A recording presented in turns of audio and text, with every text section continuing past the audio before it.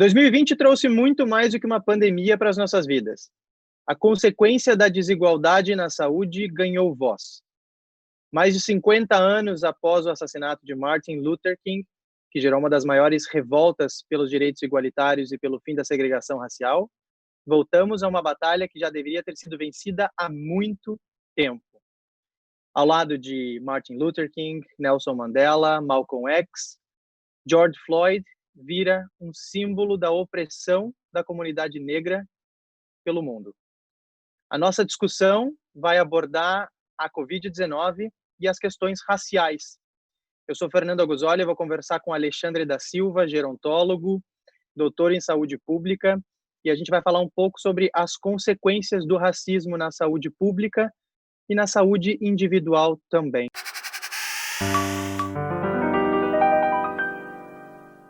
Alexandre, tudo bem? Um prazer falar contigo sobre esse assunto que ganhou as manchetes, finalmente ganhou as manchetes no mundo inteiro.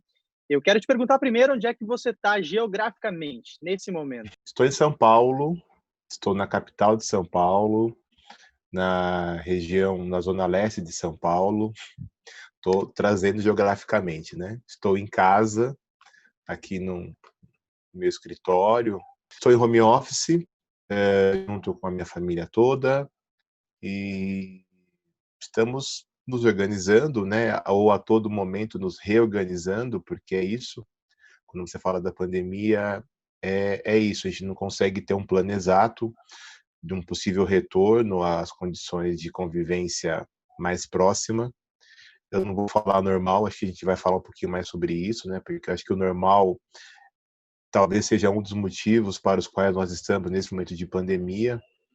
Então, é nesse momento que eu me encontro. Eu estou com as aulas à distância e também fazendo outras atividades como essa, né? Então, exercendo os papéis de gerontólogo, de sanitarista, então, falando de tudo isso que envolve também o enfrentamento à pandemia da Covid-19. Você falou o novo normal, né? Eu até fiz o encerramento de uma convenção agora no mês passado e eu abri a minha fala dizendo o normal não deu certo. A nossa sociedade não conseguiu encontrar um normal que fosse aceitável para a totalidade das pessoas que integravam esse normal. A gente precisa desse novo normal. A gente estava desesperado atrás desse novo normal. A gente encontrou, agora a gente precisa fazer esse novo normal funcionar. Aí eu te pergunto, Alexandre, a gente chega aí num ponto onde uma pandemia, uma crise sanitária global surge e no meio de tudo isso, a volta do movimento Black Lives Matter. As vidas negras importam. E a gente vive uma pandemia que infestou o corpo humano, que infestou as relações políticas e infestou também o sistema de saúde. Agora, a volta desse movimento durante esse período crítico que a gente vive é à toa? É por acaso? Não, não é à toa, não é por acaso. Eu costumo dizer, Fernando, que a gente tem agora uma série de conflitos que geram uma intersecção, né? Então, no Brasil em particular, nós já tínhamos uma crise política que se desenhou, ganhou novos contornos depois da última eleição. Nós já tínhamos uma crise sanitária que também vem principalmente nos últimos governos, se construindo dessa forma também, com menos financiamento, com reduções de equipe, com a não execução de algumas políticas que vinham dando certo. A gente fala de uma crise financeira, então nós estávamos já com números alarmantes de desemprego, de pessoas desalentadas, que são pessoas que já desistiram de procurar emprego. Nós tínhamos a Covid, né, que chegou, né, assim, oficialmente depois do Carnaval, não dá para falar se chegou antes, enfim. E agora esse conflito social e racial, vamos dizer assim. Então, a gente tem aí uma mistura de tantos elementos e era esperado que em algum momento isso fosse estourar, né? Porque em todas essas situações que eu estou falando para você, dá para elencar que pessoas negras ou racismo estão presentes. Na crise financeira, desempregados, desalentados. Você tem Salvador como um símbolo da cidade onde mais pessoas já cansaram de procurar emprego, e é uma das cidades que as pessoas mais se autodeclaram pretas. Atenção básica, o sistema nosso de saúde, você também fala, você pensa na população negra barra racismo, porque a maior parte dos usuários do SUS são pessoas negras. A política a gente pode falar, porque na política a gente não tem tantos representantes negros se comparado à proporção da população negra brasileira. A Covid a gente vê agora porque ela começa a atingir de forma muito desigual mais as pessoas negras. Não só pessoas negras que estão, né, circulando, como toda a sociedade, mas dá até para a gente questionar, né, os números, né, estão aí escondidos, né, invisibilizados, mas grande parte das pessoas que lidam com os corpos dessas pessoas contaminadas, infectadas, são pessoas negras também. Então, o conflito racial fala exatamente sobre um grupo da população negra também.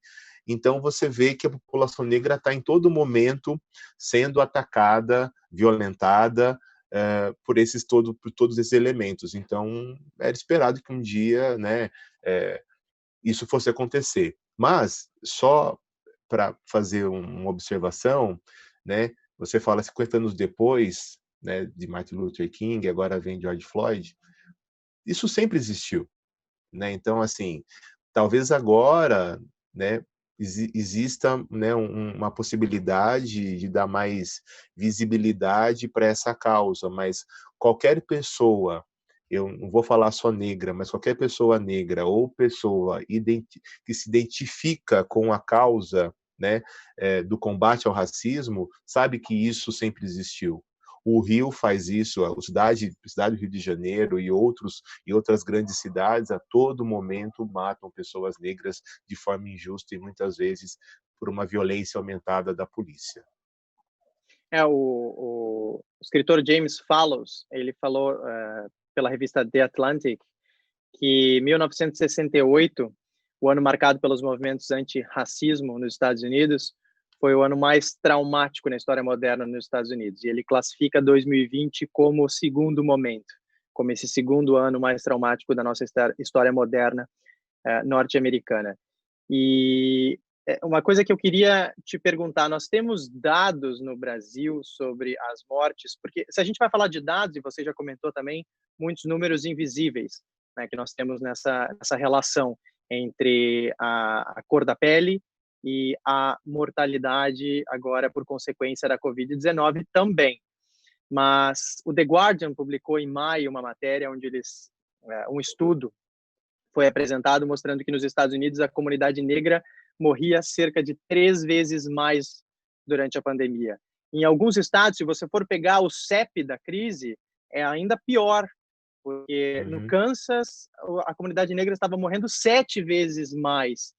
E é curioso porque em muitos desses estados onde a comunidade negra morre mais do que a comunidade branca, a comunidade negra é minoria nesses estados. Sim, Mas ainda sim. assim ocupa a maior parte desses dados. E o The Guardian também publicou em maio uma matéria sobre a Inglaterra, com outros números também chocantes, né? O título do estudo foi A Cor do Coronavírus, o que também é muito marcante. E os negros, eles têm, no Reino Unido, 4 vezes mais chances de morrer durante a pandemia do que a comunidade branca. E isso é marcante, eu fico me perguntando, eu sei que no Brasil nós temos uma dificuldade muito grande com base de dados, né?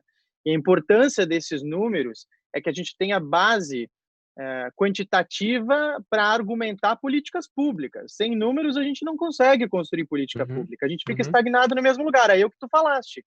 50 anos vão passar, a gente vai continuar no mesmo lugar. Então, nós temos números no Brasil para expor essa iniquidade ou não? Nós temos. É, você falou a palavra invisíveis, né? Eu vou trocar e colocar invisibilizados, porque, de certa forma, o Brasil já tem uma série de documentos, né, oficiais, né, se vale a redundância, que nos obriga a ter o preenchimento do quesito raça-cor. Então, esses documentos, no campo da saúde, em outras áreas também, obriga a ter o campo quesito raça-cor preenchido. E aí a gente fala de vários problemas, Fernando. O primeiro problema é que de forma oficiosa, vamos dizer assim, há documentos que omitem essa informação. Então, sem informação, não dá para você fazer nada, né? Então, por exemplo, hoje a gente fica o que nos dá a possibilidade de acompanhar um pouco essa tendência da Covid é você olhar bancos mais antigos, né, que já são coletados de muitos anos atrás e que tem esse quesito raça-cor. Então, a síndrome respiratória aguda grave, que é uma condição muito associada, né, que é um desfecho mais comum da Covid, você tem o quesito raça-cor. Então, você consegue fazer uma tendência olhando para o ano passado, ou seja, estamos em junho de 2020, qual é a quantidade de síndrome respiratória aguda, né, que acomete as pessoas e quantas levam a óbito. Como é que era o ano passado? Era muito menor. O ano passado tinha Covid? Não, não tinha. Então, esse ano tem. A gente não entende por que as pessoas têm dificuldade em preencher o quesito raça-cor. E aí, para complicar isso, ele costuma ser um campo, às vezes, não obrigatório, e além de não obrigatório, ele, além de ter categorias que o IBGE hoje considera como oficiais, que é o preto, o pardo, o branco, o amarelo e o indígena, em alguns documentos criam a categoria ignorado. E aí esse ignorado é muito preenchido pelas pessoas. Então você tem, e isso não é só um problema brasileiro, tá, Fernando? Olha só, é um problema de vários países. Se você olhar dados norte-americanos, não sei dos números da Inglaterra, mas os números norte-americanos também têm isso. Você tem um número muito grande de informações não declaradas se a pessoa é de uma cor de pele. Então isso é muito perigoso, porque veja só, a informação sobre cor da pele, eu costumo dizer que ela é um indicador multidimensional. No Brasil, né, talvez em outros países tenha uma semelhança. Se eu falar uma pessoa preta, talvez para a cabeça de muita gente, e até das pessoas que estão nos ouvindo agora, inconscientemente ou não, de forma proposital ou não, pessoa preta não vem a uma pessoa bem-sucedida, de terno, gravata, com alto nível de escolaridade, renda. Não é essa pessoa que habita, né, o nosso imaginário. Se você falar uma pessoa branca, é mais fácil de imaginar essa pessoa. Então, veja, essa informação sobre raça, cor da pele, ela traduz muito do que só a cor da pele. Traduz condições de vida, escolaridade, renda, acesso, serviços. Então, quando você omite essa informação, você não consegue dimensionar qual é o impacto, no nosso caso, da conversa de agora, da Covid.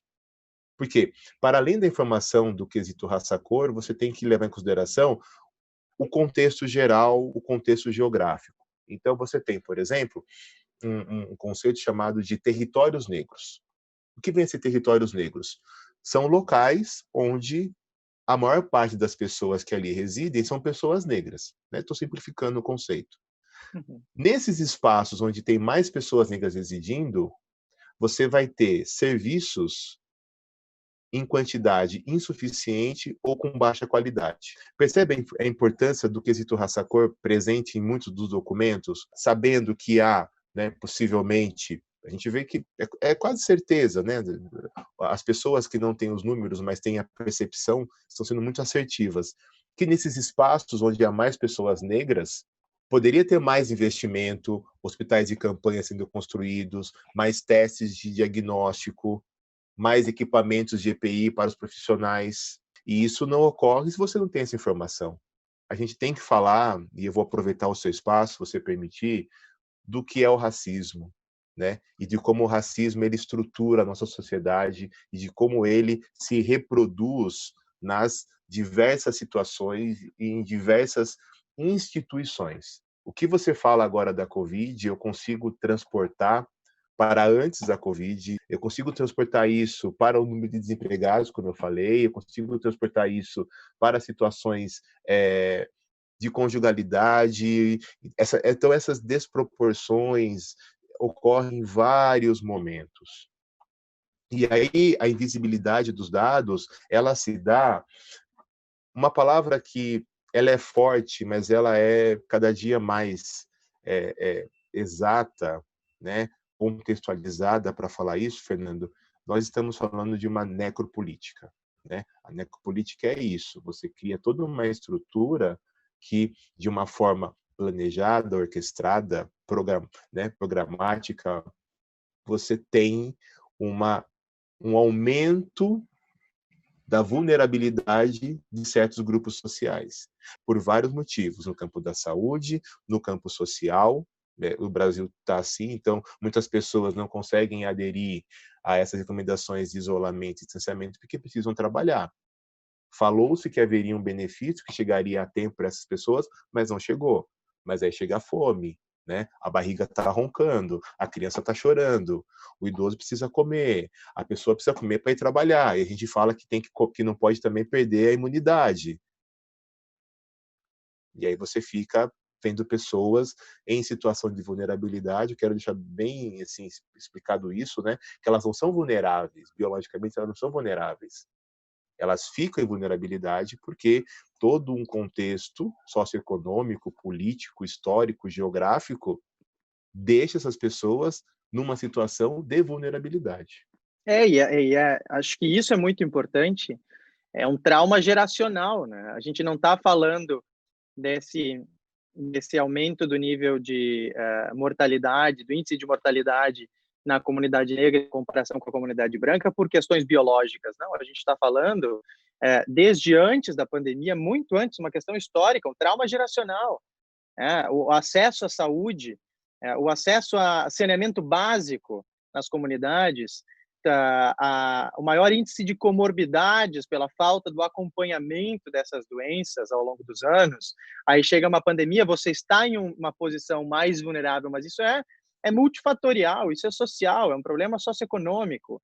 Aí, durante a pandemia, medidas que deveriam ser muito simples, como lavar as mãos, isolar-se ou distanciar-se de outras pessoas, não é possível dentro de uma comunidade no Brasil, onde a gente enfrenta a favelização em muitos locais do nosso país. E aí a gente escuta as pessoas falarmos no mesmo barco.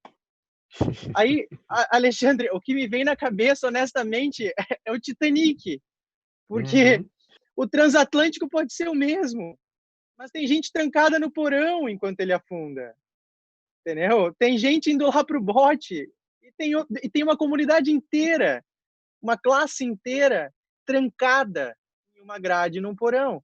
Então, se todo mundo está no mesmo barco, para mim esse barco é o Titanic. Eu quero te perguntar que imagem você tem quando te dizem a gente está todo mundo no mesmo barco, a gente vai enfrentar tudo isso junto, a gente vai enfrentar junto, mas não é o mesmo barco, né, Alexandre?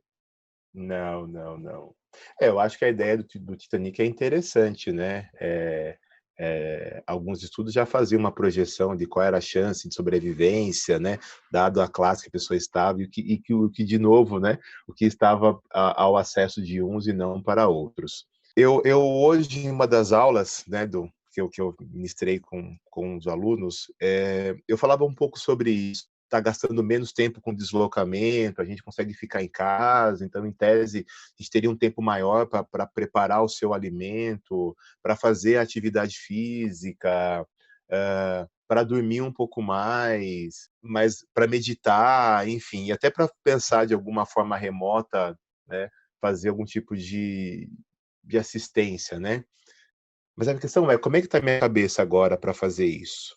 É muito fácil eu pensar em isolamento e distanciamento, se agora que eu preciso fazer isso, eu vou para uma casa, para minha casa de praia, eu vou para o sítio, ou eu tenho uma casa com um quintal muito grande, né? Já existia uma proposta de cada um, sempre teve cada um o seu próprio quarto. Só que quando isso não existe, você coloca pessoas numa mesma situação, né? Um amigo chamado Eberhard, ele trabalha na Rocinha como médico, ele fala, olha, às vezes, para tamanho é pequeno, né, a casa, a residência de uma pessoa, né, o barraco ali, ele fala, às vezes ele fica mais em distanciamento se ele for para a praça. Então, pegando um pouco o que você está falando aí, né? Quer dizer, talvez fora de casa ele se sinta um pouco melhor. E se tu fores pegar também aquilo que nos une hoje, né? São as salas virtuais, é isso que a gente está fazendo nesse momento. Qual é a proporção da comunidade brasileira que tem acesso de qualidade a essa conectividade. Não, isso não é amplamente acessível para toda a nossa população. Então, o que você faz? Você está pregando um distanciamento para uma comunidade que não tem outras ferramentas para uma reaproximação. Então, você está criando guetos. Você está dividindo guetos no nosso país, né? Então, é muito difícil tu implementar essa teoria, vou dizer teoria, porque ela é uma prática em outros países, mas no nosso país é difícil de sair de uma teoria. Você traz o lockdown e esse distanciamento efetivo em comunidades que não têm outra alternativa de reaproximação.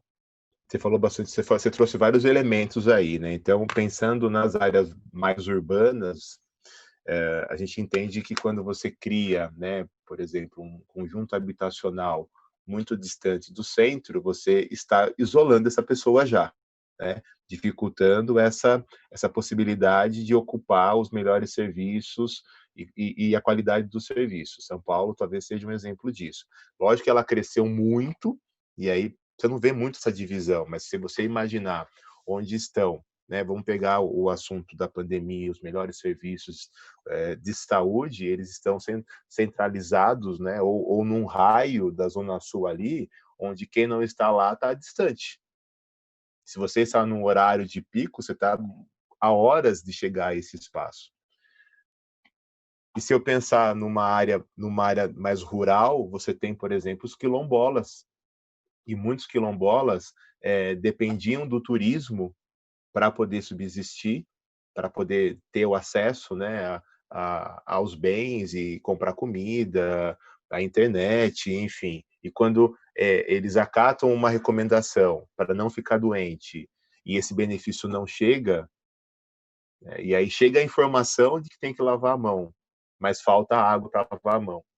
E aí, quando se fala da internet, é isso que pode ser um plano da necropolítica, entendeu, Fernando? Porque, assim, ok, então vamos pensar nas pessoas que moram as pessoas que estão em situação de rua, que moram na rua. Vamos pensar as pessoas que moram longe dos grandes centros, onde o acesso à internet é muito difícil. Você precisa hoje, para ter acesso a esse benefício, acessar mais de uma vez um aplicativo e monitorar para ver se foi aprovado ou não. As pessoas de baixa escolaridade que já tinham dificuldade para fazer isso, e agora, com a dificuldade mais essa burocracia de acesso, elas vão passar fome. E aí a questão é, vai adoecer do quê? Você vai adoecer pela Covid ou você vai adoecer pelas consequências da Covid? E aí o que me preocupa é que há discursos que aproveitam esse gancho, né, ou seja, essa lacuna, e fala, mas o país precisa gerar economia. Eu entendo isso, faz muito sentido isso. Mas veja, não dá para ter economia com pessoas mortas. Né? Então, assim, ok, você precisa sair, né? A gente ouve pessoas, né, de posições muito importantes no país, de gestão, achando que R$ 600 é muito, a ponto de fazer a pessoa acostumar com esse dinheiro e não querer ir trabalhar. Onde já se viu isso? Será que todo brasileiro pensa assim? A renda média de um trabalhador informal antes da pandemia era em torno de R$ 1.200 a R$ 1.300. Agora, um benefício de 600 já é metade. Já está difícil para essa pessoa. Então, o grande problema é que as pessoas, da gestão principalmente, pré-julgam, fazem preconceito sem antes consultar. Talvez muitas pessoas da gestão não sabiam quantos brasileiros dependiam, né, do trabalho informal. Né? E o trabalho informal, a gente pode fazer leituras. Né? O trabalho informal, de quem teve a opção de fazer um trabalho formal, de quem está abrindo enfim, um comércio, algo que é dele, é uma coisa. Quem está trabalhando ali nos semáforos para pagar o dia seguinte, precisa primeiro pagar o que vende do dia seguinte para depois tirar o seu prolabore, esse também é outro informal, mas são outras situações. Eu falei na nossa introdução das vozes que foram ouvidas nessa pandemia, né? Eu acho que a gente escancarou todas as desigualdades em saúde que a gente vive na América Latina, e isso não só está sendo visto pela população, como está sendo visto pelo mundo inteiro agora. O mundo inteiro está acompanhando a situação desses países que acabam se tornando epicentros do vírus. E eu aqui na Irlanda, eu moro na Irlanda, em Dublin, e aqui se fala muito sobre o que está acontecendo no Brasil, sobre o que está acontecendo na América do Norte agora, os protestos, as manifestações. E uma coisa que, para mim, foi muito importante, para quem não sabe, eu sou um fellow no Global Brain Health Institute. Então, a gente estuda alternativas de minimizar os efeitos negativos da demência pelo mundo, promovendo, então, saúde mental. E uma das... Eu vou falar aspectos positivos que a pandemia trouxe para nós, na minha opinião, foi a inclusão em nosso currículo formal dos fatores de risco de uma pessoa negra frente a diversas condições de saúde.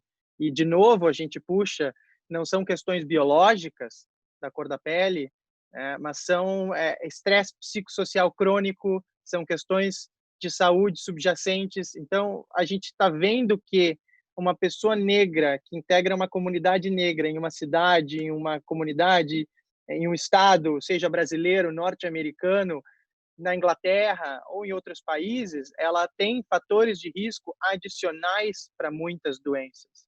Então, vira um problema de saúde pública, que agora está ganhando mais voz. Eu vejo que os institutos de saúde pelo mundo estão discutindo como incluir formalmente. Acho que a gente cai naquela máxima que tem sido dita e que foi muito importante para mim, mudou muito meu posicionamento, porque você sabe, não, eu não sou racista, mas agora a gente está ouvindo, mas não basta, você tem que ser antirracista, você tem que combater o racismo, porque faz parte da tua comunidade, faz parte da sociedade, tem um efeito na saúde dessa comunidade como todo. Então você tem que ser antirracista. E os institutos estão agora, muitos, incluindo, né, esses fatores de risco como forma de um manifesto antirracista. Não, nós precisamos lutar contra isso. Não basta dizer que nós promovemos a equidade tanto racial quanto em saúde, se nós não lutarmos por isso. Então, eu queria ouvir um pouco a tua opinião sobre o Brasil, sobre como que isso está acontecendo, na tua opinião pessoal e profissional aí.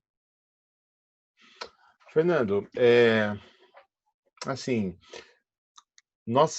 as pessoas, né, que se debruçam com a seriedade, com o lado científico, acadêmico, da militância, das políticas, todas essas pessoas sempre souberam disso. O problema, talvez sejam dois problemas que nós temos aí, né? Um primeiro problema seria as narrativas. Então, assim, quando pessoas como eu falamos desse assunto, é importante entender que não está falando aqui uma pessoa obrigatoriamente militante. Eu posso também ser militante, mas eu sou como você me apresentou aí, né? Então eu tenho também a titulação e os conhecimentos técnicos para poder embasar isso. Então a academia, né, e aí eu vou ampliar para todos os sentidos, precisam também estar prontas para ajustar os seus currículos, para ajustar os seus planos de ensino, para ajustar a contratação de profissionais que pautem isso, mas precisa que todo esse cenário esteja pronto para essa mudança. Eu já ouvi, por exemplo, né, de pessoas intelectuais, doutoras, se o título é necessário, dizer que se nós hoje no Brasil, por exemplo, entendêssemos toda a obra do geógrafo Milton Santos, nós teríamos uma outra leitura da geografia. Só que muitas pessoas nem sequer conhecem quem foi Milton Santos no Brasil. E quantas outras pessoas nós conhecemos que têm um conhecimento muito amplo, mas por não falar essa narrativa, ela não é reconhecida. Então, assim, muitas vezes, quem aqui pauta esses assuntos sobre as questões raciais, nesse campo que você falou, nós precisamos entender essa narrativa mais comum para trazer essa outra, e mesmo assim, não é algo que se soma, muitas vezes. É algo que entra em conflito. Então, o primeiro ponto é esse. Eu fico muito satisfeito em ver que nós estamos em momentos como esse, entre você e eu, no qual nós estamos dialogando sobre esse assunto. Nós estamos em conflito. Não vejo da sua parte o interesse em querer colocar a sua verdade, e eu espero também não estar fazendo isso com você, querendo impor a minha verdade. Tô falando, olha, existem vários pontos de vista. E quando você tem outras narrativas, você tem também novas epistemologias. E é isso que a pessoa precisa entender.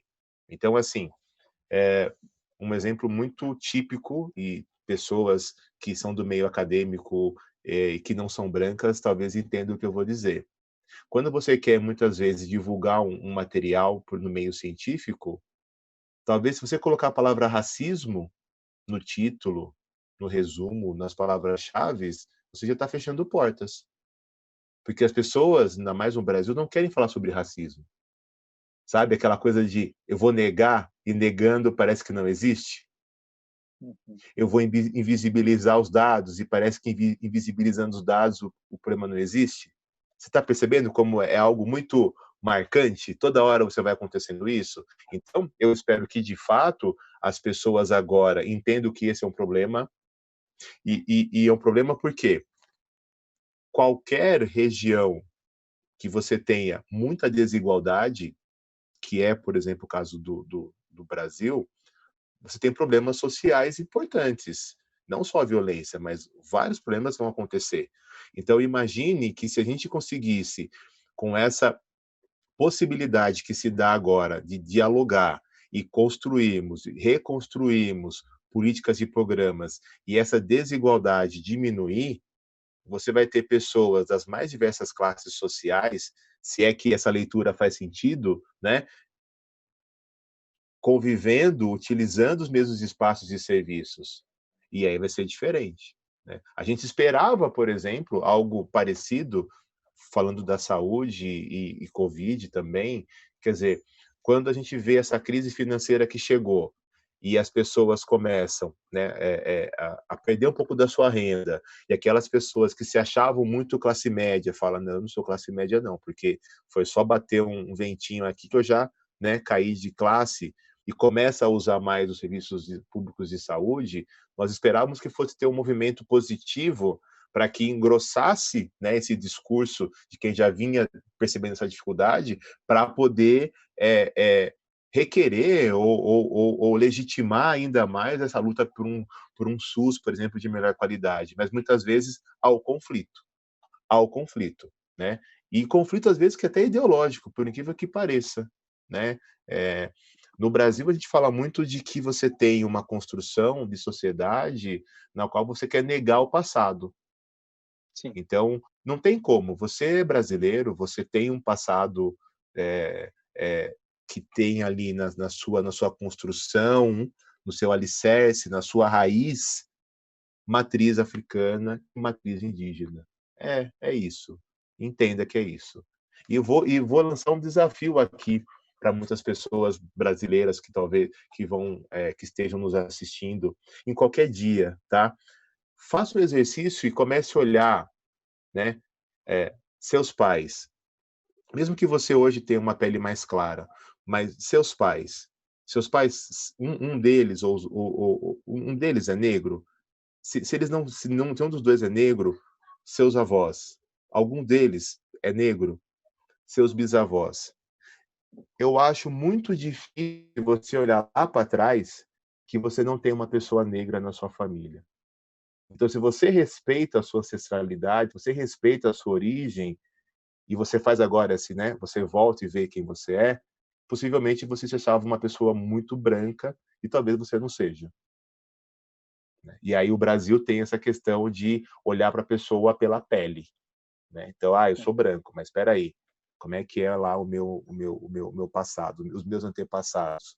E é interessante falar isso, Fernando, porque assim, em geral, quando eu quero provar que a descendência é europeia, eu vou buscar onde for, né? Eu vou achar lá na 15ª que você tem, né?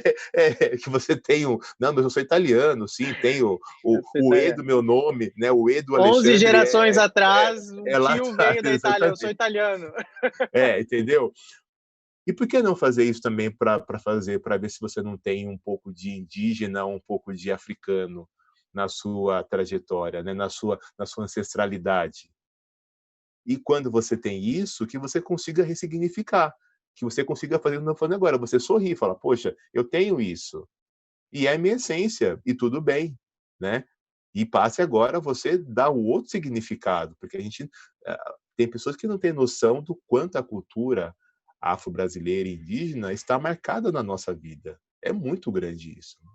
Eu comentei dos institutos pelo mundo, institutos de saúde, institutos de pesquisa, de estudo, as academias, como tu mencionaste, que estão incluindo os fatores de risco, a cor de pele como fator de risco social na saúde também. Não só os institutos, as organizações, as ONGs também, trabalhando muito agora nesse período, mas cidades e estados norte-americanos declararam a desigualdade racial como problema de saúde pública. Eu vou te fazer uma pergunta que é uma resposta óbvia. É. Desigualdade racial no Brasil é um problema de saúde pública? Tá igual aquelas questões de prova, né? Assim, tarana, justifique, né? Justifique todas as questões acima. Para as questões corretas, justifique, né? Você fala, pô, já sei qual que é, agora tem que explicar. Não, mas por incrível que É... pareça, tem gente que não sabe. Você sabe isso mais do que eu, você trabalha com Sim, isso. Tem gente que sim. não conhece as relações que se cruzam. Tu mesmo mencionaste no início da nossa entrevista esses problemas, a intersecção de todos esses problemas. E existe esse ponto em comum. E as pessoas, é impressionante como elas muitas vezes não enxergam o que está na frente. Eu cansei de falar em uma das outras entrevistas dessa série, eu falo também, que a máscara é para usar nariz e boca, mas tem gente que continua utilizando a máscara nos olhos. Impressionante. Tá usando errado, cara. Então, por isso que é uma pergunta Tá. óbvia e ainda assim Sim. necessária. Bom, eu acho que tem um ponto aí, sei que você procurou, enfim, se apropriar, né, procurar as informações que são mais faladas. E aí, de novo, eu venho com essa questão da narrativa, né, e dessa nova epistemologia. Então, por exemplo, você falar que ser preto, ser pardo, né, ser politicamente da minoria é fator de risco, é você atribuir essa característica como algo negativo para a pessoa. Né? Então, veja, é esse olhar, né, que a gente fala que precisa mudar. Não é isso, ele está sob risco pelo que você falou, por esses contextos todos que fazem isso. Não é porque você nasce com a pele mais escura que você é risco. Olha que pessoa, uma criança acabou de nascer no bercinho lá, fala, ai, você é risco já, sabia? Né? Poxa, ela tá, né, gugu dadá e você tá falando que ele é risco já. Quer dizer, bastou a mulher ficar grávida e falar, olha, se bebê seu aí, não sei quem é o pai, mas já é risco já. Então, esse termo e essa análise que é feita em cima desse termo, dessa terminologia, desse conceito, acaba sendo muito ruim, né? Então, assim, a desigualdade racial é um seríssimo problema de saúde, não é um sério, não é um seríssimo problema de saúde, né? E que envolve tanto os usuários que acabam adoecendo por diversos motivos, nós já falamos vários deles aqui, né? Então, por exemplo, pegando a pandemia, se você tem os serviços de melhor qualidade para fazer um diagnóstico, uma abordagem longe desses territórios negros, é lógico que as pessoas podem chegar tardiamente. É lógico que elas podem não chegar. E se você tem esse espaço num território negro e ele não for do tamanho suficiente, ele também vai chegar e vai ter que esperar. E vai esperar até morrer. Então, assim, é sim um problema de saúde pública, que já deveria estar pautado isso muito antes. E, de novo, eu falo do quanto as questões no Brasil ficam invisibilizadas, ficam marcadas por outros planos políticos. O SUS fez algo muito importante, e eu estou falando isso aqui, mas assim, eu sou muito a favor do SUS, eu reconheço a importância do SUS, eu visto a camisa do SUS, eu entendo a importância da atenção primária, tá? Então, assim, eu falo isso com muito orgulho, né? Mas o SUS, partindo disso, né, e até para ter também o meu reconhecimento, ele fala, sim, o SUS é racista. E aí ele começa a criar uma série de movimentos para mudar isso, né? Ele começa a ver possibilidades de implantação da política nacional de saúde integral da população negra. Ela vai treinar as pessoas para que façam o preenchimento adequado do quesito raça-cor. Ele vai começar a fazer formas, capacitações para que algumas pessoas e alguns territórios comecem a olhar isso. É lógico que o SUS, né, num país de dimensões continentais, com tanta diversidade, não consegue ter o êxito pleno em todas as suas possibilidades, mas eu consigo ter exemplos, né, de pessoas que eu conheço que fazem sim uma boa prática, uma boa gestão e conseguem mudar esse cenário. Tá? Então, assim, é, é importante que as pessoas entendam como é que o racismo se manifesta, sabe, Fernando? Então, assim, o racismo não é só esse que poderia existir entre você e eu, duas pessoas. Esse racismo é um, né, que pode fazer mal para ambas as pessoas, para você e para mim. Quer dizer, para mim, de repente, por ser ofendido, né, é, pelas suas práticas discriminatórias, mas talvez você também, porque o que te faz ficar nesse lugar, o que te ameaça às vezes. Então, quando a gente fala, por exemplo, de cotas, não sei se ia falar de cotas, mas assim, né, estou pondo na minha resposta, tá? Cotas, Claro, vai né? lá. Então, assim, quando você fala de propostas de formas de equidade, e às vezes a pessoa fala, mas eu também sofro racismo reverso, por exemplo, essas coisas todas. Não é que você sofre racismo, é que você começa a perceber que aquela situação, sabe aquela corrida maluca, lembra que tinha lá um que saía mais na frente e o outro vinha atrás? Quer dizer, você começa a ver que a corrida fica meio igual, fala, opa, peraí, ó, eu tô quase igual a você, e aí isso incomoda as pessoas que não são, que praticam racismo conscientemente ou não. E aí você fala, pô, peraí, o que está acontecendo? Né? A gente ouviu no Brasil, por exemplo, frases duramente, né, assim, abertamente discriminatórias. Quer dizer, eu não vou nesse voo onde vai a minha empregada, né? A empregada negociando horário para sair do trabalho porque agora ela vai cursar uma faculdade. Isso incomodou muita gente. Você percebe? Então, assim, só que é direito da pessoa, não é? Ela está entrando na faculdade agora com 30, 35, 40 anos. O filho da chefe, da patroa, entrou com 17, 18. Poxa, já tem uma baita desigualdade, eu quero ainda dificultar mais isso, sabe? Então, você ouve, por exemplo, depois dessa crise financeira, né, onde as passagens aéreas no Brasil voltaram a aumentar, falar agora sim, agora eu tenho menos chance de encontrar, né, o meu funcionário e minha funcionária no mesmo voo que eu, né, para ir para um outro país, para a Europa, enfim, conhecer o mundo aí.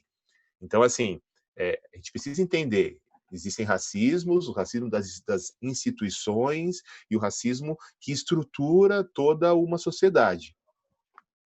O racismo ele não precisa ser essencialmente declarado, mas ele pode ser praticado, né? Isso, eu Sim, acho que sim, ele pode ser praticado sim. no subconsciente, como tu mesmo disseste. Olha, racismo, machismo, o idadismo, que é o preconceito contra a pessoa idosa, patriarcado, operam como se fossem ideologias, né?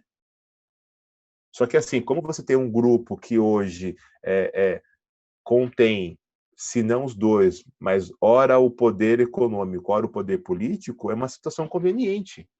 Então, assim, eu fico impressionado, e aí, não sei se você vai editar essas falas, nossa, colocar figurinhas e tal, mas assim, coloca a figurinha, por exemplo, dos últimos ministérios brasileiros e coloca de um país que você acha que tem uma prática maior da diversidade, da igualdade, da equidade. Você vai ver que é totalmente diferente, sabe? Mostrou esses dias, ontem que eu vi, deve ter aparecido antes, mas eu vi ontem, né? Quer dizer, como era a Casa Branca quando era o Barack Obama e quando aí agora com o Trump. É isso, né? Pega a gestão dos últimos presidentes que nós tivemos, vê qual é a composição. E aí falta representatividade, não só para o negro, mas para todo mundo. Para todo mundo. Então é isso que vai, de certa forma, eu falo modular, né? Modular, orquestrar essa tal democracia, essa tal sociedade brasileira, que se sustenta pela desigualdade, né? E que se sustenta por uma desigualdade absurda de salários por várias intersecções, de raça, cor da pele, de gênero, de escolaridade, por aí vai. 2020 foi o ano em que muitas máscaras caíram, de fato, e outras levantaram e se fizeram necessárias e obrigatórias. Mas eu fico impressionado com o número de pessoas que estão fazendo releituras de suas ideologias, porque elas foram criadas sob uma ideologia, elas cresceram com aqueles pensamentos sendo disseminados e não se via o quão errados ou nocivos aqueles pensamentos poderiam ser para a sua própria criação e para o desenvolvimento de sua comunidade. A gente chega num patamar onde o mundo inteiro está sem a perspectiva do amanhã, todo mundo está vivendo uma ansiedade coletiva e muitas dessas pessoas estão sendo obrigadas, positivamente, a reverem suas ideologias e pensarem, nossa, não declaradamente, mas eu tinha um pensamento que agora não faz mais parte de quem eu sou. Eu acho que isso era uma necessidade nossa. Mas eu vou encerrar agora com uma frase do Matt Hancock, que é o secretário de Saúde do Reino Unido, e ele falou, eu vou ler essa frase porque eu achei que era um bom encerramento para a gente, que sentia uma responsabilidade profunda porque essa pandemia expôs enormes disparidades na saúde de sua nação. Eu achei isso muito legal e a gente volta àquela questão, nós seguíamos uma linha de pensamento, nós crescemos naquela linha de pensamento, nós exercemos aquele pensamento, depois muitos, como tomadores de decisões, foram colocados em grupos onde não havia diversidade de pensamento e de perspectivas, e a gente seguia tomando decisões referentes a essa criação que tivemos. Aí agora, durante essa pandemia, não só eu, muitas outras pessoas, os institutos que mencionei, o Global Brain, mas também alguns tomadores de decisões que são importantíssimos, que são chaves para essas políticas públicas serem exercidas na nossa sociedade, também estão vendo as desigualdades expostas e ganhando cada vez mais voz.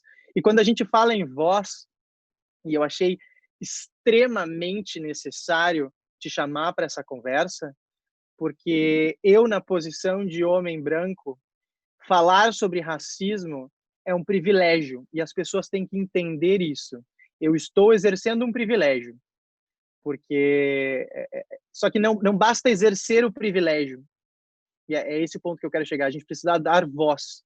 Então, é importante a gente trazer essa comunidade para que eles falem por eles, e não para que nós, na posição de pessoas privilegiadas nesse aspecto específico, para que a gente transfira essa voz. Não. A gente precisa dar espaço, a gente precisa oferecer a voz. Essas pessoas têm que falar a sua própria voz, têm que gritar a sua própria voz. Quando você fala, né, dessa fala, né, do representante do sistema de saúde britânico, sim, eu acho que ela é importante também. Então, um pouco do que nós temos hoje no Brasil também foi ali, né, observado por essa prática que tem no Reino Unido, por exemplo. E aí, né, o nosso amigo em comum fala muito disso também, né, que foi necessário lá acontecer uma grande catástrofe para que eles pudessem ver que era necessário ter um plano de saúde, um sistema de saúde que fosse o mais abrangente possível. Então, um dos pontos que talvez nós estejamos visualizando positivamente, Fernando, seja isso, né? Que o SUS ainda fique mais forte, que ele não comece, que ele não continue a perder força, que ele comece a se recuperar, a se revigorar, sabe? Porque é isso, né? A gente não sabe ainda ainda há muitas incertezas sobre o que é essa Covid, o que vai ficar, o pós-pandemia, quando vai ser o pós-pandemia, mas a gente já sabe que, se não fosse o SUS, tudo estaria muito, muito, muito pior. Então, eu acho que esse vai ser um ponto importante para a gente depois dialogar, né, enquanto sociedade brasileira, todos os movimentos e aí, como vamos deixar o SUS ainda mais preparado para o que tem agora que resolver? Sabe que eu tenho, assim, já um pouco desde o começo da pandemia, até porque eu trago também a minha contribuição para a temática racial, ela tem esse jeito que nós conversamos aqui, né? Tem essa importância, essa abrangência, mas tem hora que eu especifico também quando eu falo das pessoas idosas. E a comunicação é algo que eu tenho percebido do quanto ela precisa ser, de fato, é, efetiva.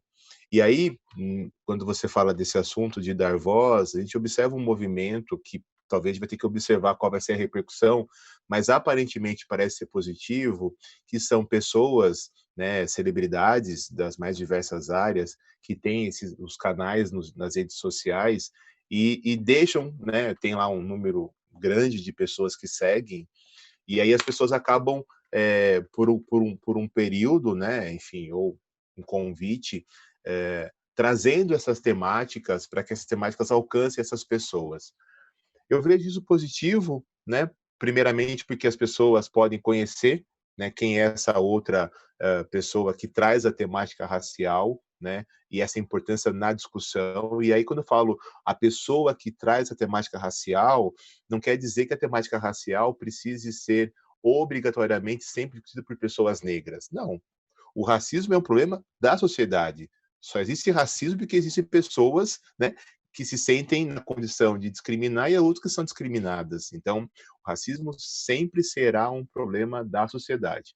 Então, é essa possibilidade que esses canais, essas pessoas permitem, né, dessa pessoa que traz a temática racial com propriedade para que seja discutido e abra um diálogo, e que também, quando essas pessoas voltam para suas redes sociais, que ela tem novos seguidores, né? E aí você acaba compartilhando, né? E aí com mais chances de mudanças de hábito, mudanças de comportamento, como você falou, mudanças de pensamento, de atitudes, porque é isso, né? Nós temos saberes e práticas que muitas vezes naturalizam tanto isso, tanto racismo, tanto machismo, tanto idadismo, tanto questões de patriarcado, tal, que muitas vezes eu não percebo que está acontecendo isso.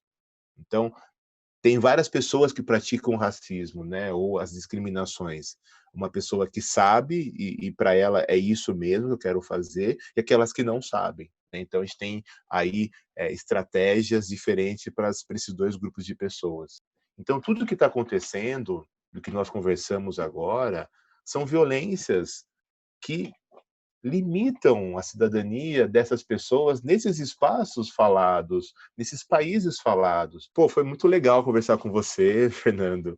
Espero que seja isso mesmo o recado que você queria passar para as pessoas que estão, né, no seu canal e estão assistindo e vão assistir ao longo do tempo. Que as pessoas tenham a vontade de compartilhar, falam, pô, olha quem o Fernando entrevistou agora lá. Alexandre, obrigado, foi um prazerzão. Espero que a gente tenha outras oportunidades de bater um papo aí e quem sabe no novo normal a gente consiga se encontrar pessoalmente para bater esse papo numa mesa de bar, numa sala de estar, para que a gente possa continuar essa conversa.